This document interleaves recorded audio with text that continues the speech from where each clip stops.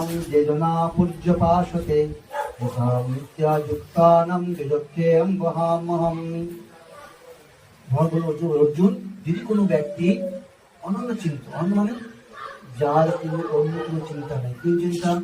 না ধনং না জনং না সুন্দরীং কবিতাং বা জগদীশ কাময়ে মম জন্মনি জন্মনীশ্বরে ভবতা ভক্তি রহিত কি তুই।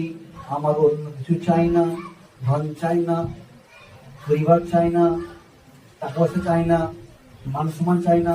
হে প্রভু, একটা জিনিস চাই, তোমার অহেতুক ভক্তি। অহেতু মানে কি?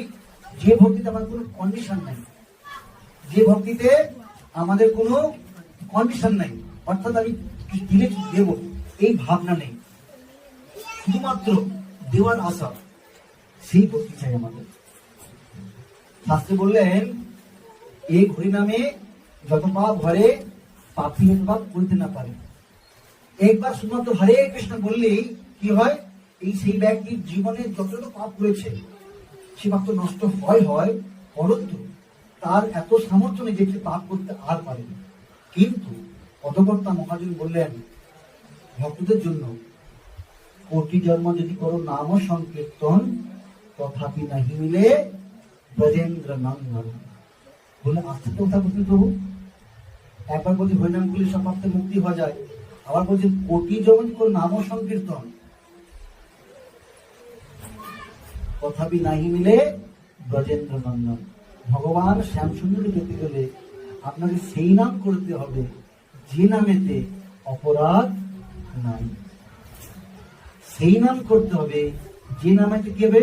নয়নম গলদশ্রুধারা বদনম গদগদ রুদ্ধয়া গিরা পুলকং নিজিতং বপু কদা তব নাম গ্রহণে ভবিষ্যতি। আমাদের সেই নাম যেদিকে হবে আমরা সেদিকে ভগবানকে লাভ করলাম।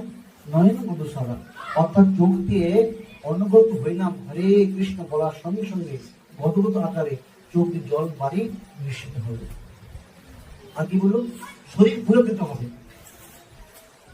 যতক্ষণ এটা হচ্ছে না, জানতে হবে আমাদের অনর্থ নিবৃত্তি হয় না। আমাদের ভজন কম কি করতে হয়? আদৌ শ্রদ্ধা। আর শ্রদ্ধা হতে কেমন করতে হয় না? এই শ্রদ্ধা থেকে সাধু সঙ্গ হয়। শাসন করতে করতে কি হয় না? ভজনে রতিমতি আসে।